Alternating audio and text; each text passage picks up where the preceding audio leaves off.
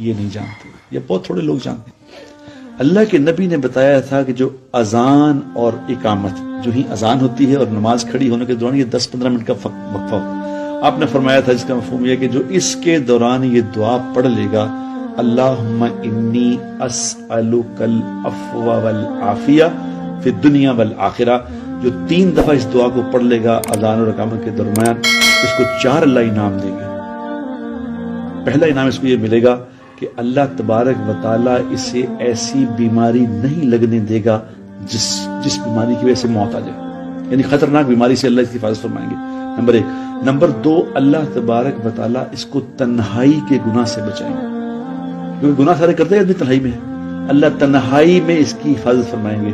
اور نمبر 3، اللہ دنیا کے ظالم لوگوں سے اس کا واسطہ ہی نہیں پڑے گا، ظالموں کو اس سے دور ہی رکھیں گے۔ اور نمبر 4، جو ہمارا سب سے بڑا پرابلم ہے، وہ اللہ تبارک و تعالیٰ اس کو بغیر محنت کے آسان روزی عطا فرمائیں گے۔ جو یہ دعا، تو ہم دعاؤں کا اہتمام کر لیں، توبہ کر لیں، انشاءاللہ حالات ٹھیک ہو جائیں۔